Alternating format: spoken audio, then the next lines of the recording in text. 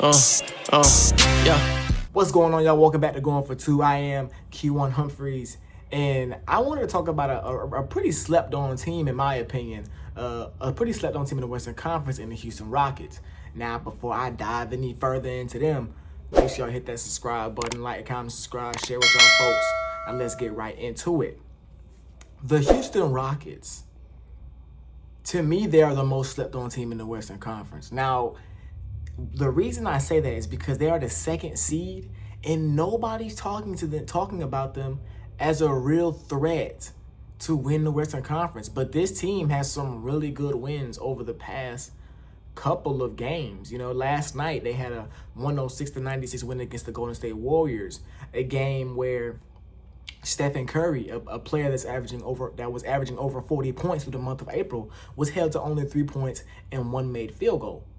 The game before that, they beat the Oklahoma City Thunder.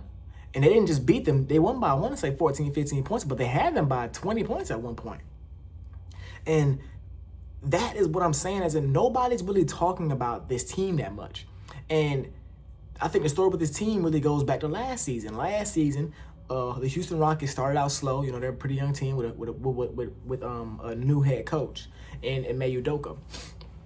Pretty young team. They started out slow, but around this time last year, they were fighting for that 10 seed. They were fighting to get into the play-in. Ultimately, fell short, and the Warriors got the 10 seed. So coming into this season, you know, you kind of had a thought, okay, the Houston Rockets gonna be pretty good, but for them to jump from an 11 seed to the 2 seed in one season is actually insane. It's something that nobody saw coming. And I want to talk about what has been the biggest thing about that team. To me, it's been the defense. The Houston Rockets are one of the best defensive teams in the league. You don't hold Steph Curry to 3 points if you're not really good at sliding your feet and forcing tough shots. So far in the season, throughout the whole season, they ranked 4th in defensive rating. But looking at the stats after post All-Star, they're actually 2nd in defensive rating, and it's crazy. They're 2nd to the Toronto Raptors, who is not a playoff team, so that's kind of weird. I maybe should look into that a little bit more. But they're 2nd ever since All-Star break. They have an 18-6 record since All-Star break. They're 8-2 over their last 10 games. And it's like, okay, this is interesting because the Rockets started out fast this year. They started out hot. They were 2nd in the East, second in the West, early on in the season. But then, you know, they started losing games. They started dropping games, and it was kind of like, okay, are they regressing back to the mean? Are they regressing back to who they are? And they were falling to that 5-6 range. But before you know it, over the past month, really ever since All-Star break, they have just shot back up the standings to where now they are comfortably in the 2nd seed. So where I'm pretty sure they will have the 2nd seed. It's pretty much locked up. They only have 3 games left. They're four and a half. I want to say 4.5 games ahead of the 3 seed. I want to say the Lakers. So they're pretty much good. You know, the Rockets are pretty much good. But it's just a testament to Ime Udoka. Ime Udoka has guys. He's a really good coach, man. And it sucks for him that the whole situation with the Boston Celtics went down and he had to leave that team before they end up becoming champions. But you got to realize, Udoka had them guys in the finals his first season there. The first time Tatum and them made the finals, Ime Udoka was their head coach. And they pretty much ran through. Well, not ran through. They had a couple tough series with the Bucks and the Heat, but that was a really good showing for a first-year head coach to take a team that had not been to the finals to the NBA Finals. And then now you kind of see it here in Houston. Last year he had to figure things out and got them into play-in contention, and now he has them, I want to say, as another dark horse to win the Western Conference. Because what is the main thing that is going to carry teams in playoffs? Defense. Defense travels. The best defending teams go on to win championships. Because on those road games, when you don't got the crowd behind you, you got to be able to get stops. And if the Houston Rockets play the way they've played, they're going to get stops. There are a couple players that I want to talk about. I want to talk about, of course, Jalen Green. Jalen Green has been he's progressing. He's progressing every single season. Last year, he had his run in late March, early April, where he was pretty much unstoppable, scoring 30, 40 points every single game. He showed a little bit of flash. He showed flashes of that this season as well. But this year, to me, he's just been much more consistent. He's not shooting with the efficiency I want to see from a guy like him, but you can definitely see in the near future, this could be a guy that gets you 25 points per game, shooting around 47, 48% from the field. Right now, he's averaging around 21.6 points per game, shooting 42% from the field and 35% from the three-point line. So him being that go-to guy, because that's what's going to be important. You're going to need a guy that's going to hit those shots, hit those big-time shots in those scoring droughts, get buckets when you need to get them in the playoffs. And Jalen Green has shown that he can be that guy. But if not, they also got Alperen Sengun. Alperen Sengun, first-time All-Star this year, he's been really good. Really, last year he broke out last year. Last year he broke out. But what happened with him was he got injured. And when he got hurt, that's when the others that are playing really good right now, that's when they kind of stepped in and said, okay, Sengun now, we got to step up and play better. So they made their run without Sengun. And they played so well without Sengun that the front office was questioning. They said, hey, if the guys are going to play this good without Sengun, maybe we move on from Sengun.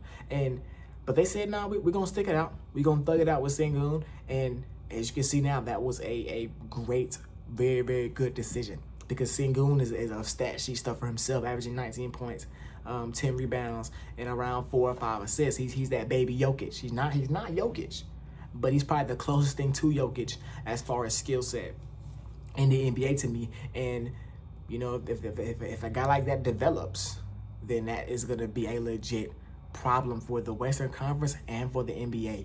I'm really excited to see him in the postseason, see what he can do in the postseason. Next player I want to talk about, Dillon Brooks. Dillon Brooks, yes, I'm talking about Dillon Brooks on this channel. This is a guy that, for the Memphis Grizzlies, was the enforcer. And he was a guy that was going to get in, play defense, talk trash, do the dirty work, get into the other team's best player's head. Reminds me of a Lance Stevenson when he's with the Pacers, a guy who's not really the best player on the court, but you can't tell him otherwise. And that's exactly what Dillon Brooks has taken. He's taken that from the Grizzlies to the Houston Rockets, to where he's just gonna he's gonna get into you no matter what, and he's gonna get some techs. He actually just got suspended a couple of games ago for having a 16 technical foul, but I think he's doing everything you want him to do. Averaging 14 points a game. His points production this year has been really, really well. He's just playing really good. And him being a part of this puzzle of guys that's gonna get into you and like just be in your face all game long. Dillon Brooks has been the ringleader of that. And on the other side of him, you got Amen Thompson. Amen Thompson, if y'all not watching this guy is an absolute freak of nature. 6'7", fast as mess. He's a great defender. He has all the tools. He has the length, the athleticism, the IQ. He's got everything you need. Defensively, he is an absolute hassle. I can't talk. He got the assignment of defending Steph Curry last night, and I watched a couple clips, and he was just all over him. Now, were some of them some fouls? Probably, but he did a good job of not allowing Steph to get the ball, and that's the best way to stop Steph Curry. You don't let him get the ball at all, and it's going to be a whole team effort, and Amen Thompson was a big piece of that effort.